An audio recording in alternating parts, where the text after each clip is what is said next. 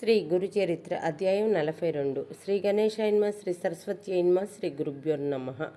వారిద్దరూ కాశీ చేరిన తర్వాత త్వష్టకు అవధూత బోధించిన కాశీయాత్రా విధానం గురించి నామధారకునితో సిద్ధయోగి ఇంకా ఇలా చెప్పారు. విశ్వేశ్వరుని దర్శనము, అంతర్గృహయాత్ర, దక్షిణోత్తర మానసయాత్ర, పంచకోశయాత్ర, స్నానము, దానము, అర్చన, శ్రాద్ధము, అన్నపూర్ణ, విశ్వేశ్వర, బిందు మాధవ, డుండి వినాయక, దండపాణి, కాలభైరవ, గుహ కాశీ, మణికర్ణిక మొదలగున్నవి దర్శించి పూజ చేసి నీ పేరు మీదుగా ఒక లింగ ప్రతిష్ఠ చేసుకో. ఇలా చేస్తే నీ గురు భక్తి దృఢమై ఈశ్వర సాక్షాత్కారం అవుతుంది. కనుక నీవు నిస్సందేహంగా నీ మనస్సులో గురు చరణాలను స్థిరముగా నిలుపుకో అని చెప్పి రెప్పపాటులో అవధూత అదృశ్యమయ్యారు. త్వష్ట ఆశ్చర్యచకుతుడై, ఆహా, ఈ మహాత్ముడు నా గురు కృప వలన సాక్షాత్కరించిన విశ్వేశ్వరుడే, సందేహం లేదు. తనను నేను ఆరాధించకున్నా ఆయన ప్రసన్నుడవటము గురు కృప వలనే కదా. లేకపోతే ఎన్నో సంవత్సరములు తపస్సు చేసిన ప్రసన్నుడు కాని ఈశ్వరుడు నాకెందుకు ప్రసన్నుడవుతాడు అనుకుని యథావిధిగా కాశీయాత్ర లింగ ప్రతిష్ఠ చేశాడు. అతడు ధ్యానించగానే విశ్వనాథలింగంలో శంకరుడు దర్శనమిచ్చి వరం కోరుకోమన్నాడు. అతడు తన గురు భార్య మొదలగు వారు అడిగినవి విన్నవించాడు.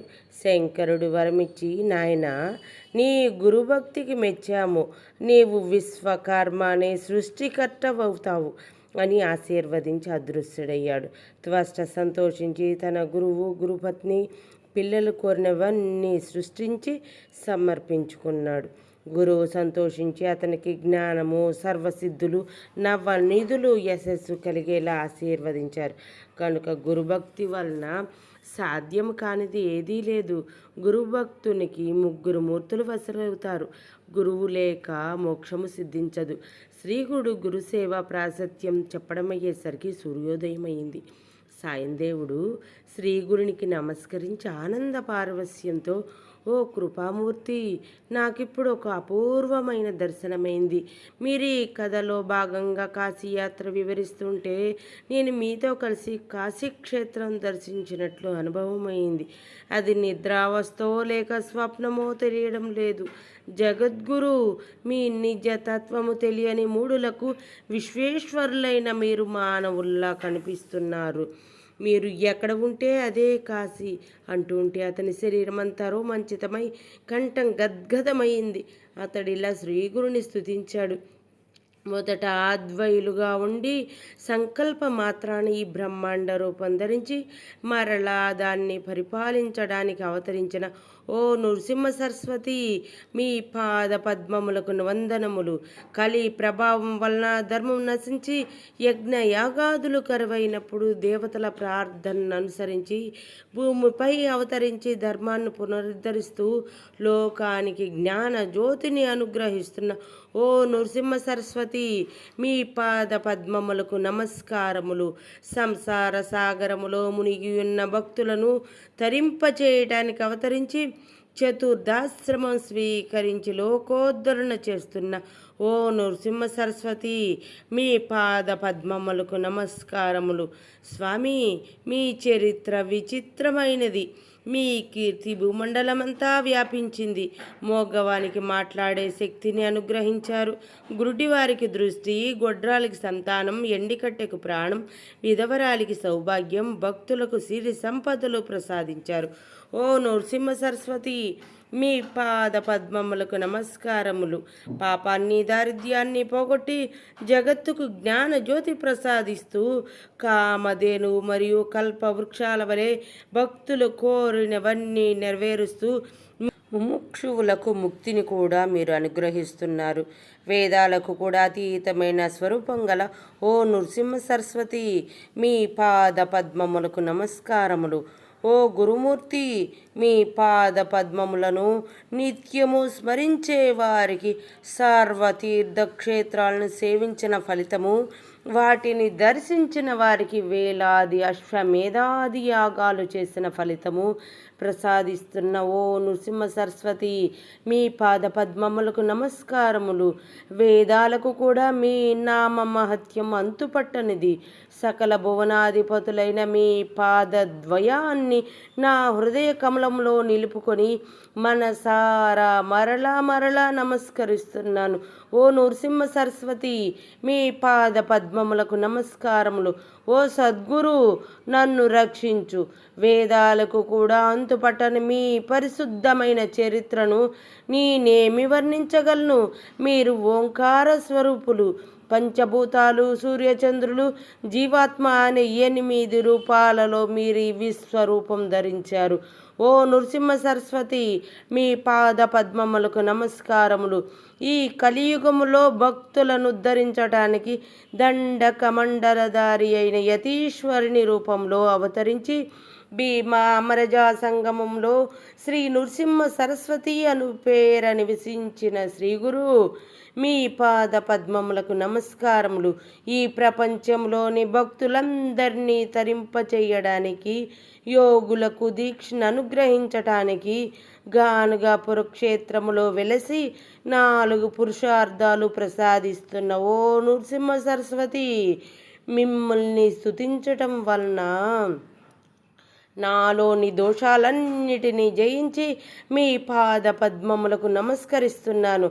శ్రీ గురు స్తోత్రమైన ఈ అష్టకాన్ని నిత్యము పఠించిన వారికి బలము, సంపద, సద్బుద్ధి, వర్చస్సు, పుత్ర పౌత్రాభివృద్ధి, ఆయురారోగ్యాలతో కూడిన ఐకిక సౌఖ్యానికి తోడు అటు తర్వాత ముక్తి కూడా లభించగలదు.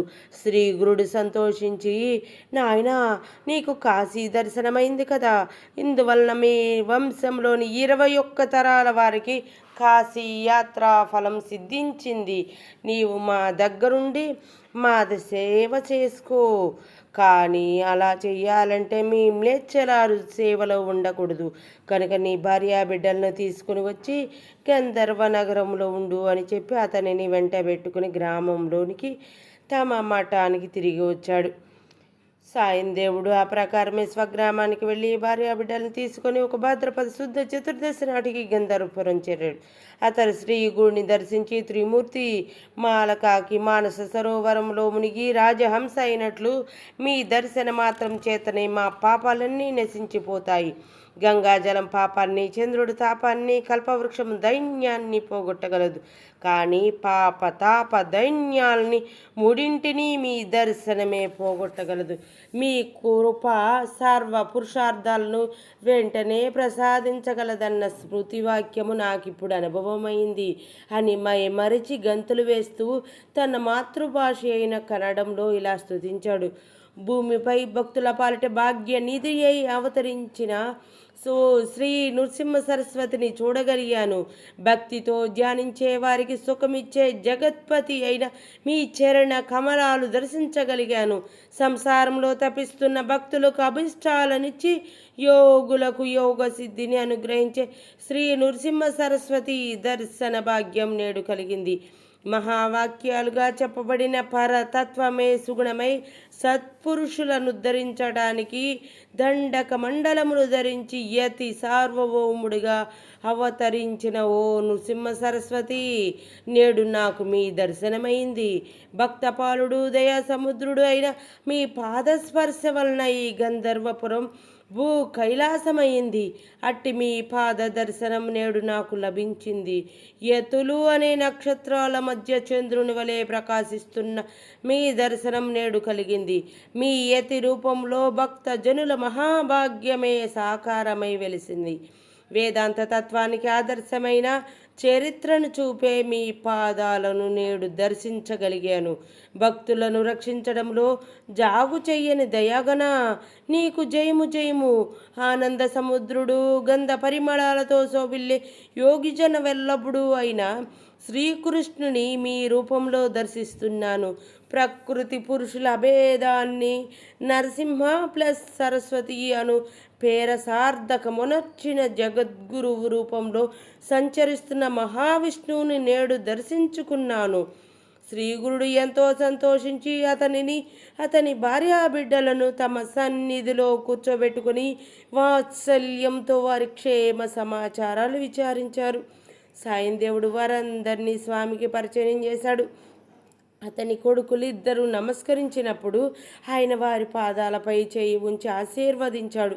అప్పుడు సాయందేవుని పెద్ద కుమారుడైన నాగనాథుణ్ణి చూపిస్తూ, ఆయన సాయందేవా, అతడు సిరి సంపదలతో చిరకాలం జీవిస్తాడు. వీడే మా నిజమైన భక్తుడు, మాకు ప్రీతి పాత్రుడు. వీడి కీర్తి ఎంతగానో విస్తరిస్తుంది. ఇతడు వంశోద్ధారకుడవుతాడు. సౌభాగ్యవతి అయిన నీ భార్య పతివ్రత. మీకింకా 4 కొడుకులు కలుగుతారు. మ్లేచ్చుని సేవించటం వలన ఈ పుణ్యం నశిస్తుంది. కనుక నీవది విడిచిపెట్టి మా వద్దనే ఉండు అని అతని భార్య పిల్లలను కూడా అందుకు ఒప్పించాడు.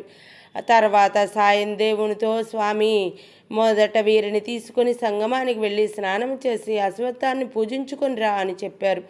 ఆనాడు అనంత పద్మనాభ చతుర్దశి కనుక నది ఒడ్డున ఎందరెందరో అనంత వ్రతము చేసుకుని శ్రీగురుని దర్శించుకోవాలని గంధర్వ నగరం వస్తున్నారు.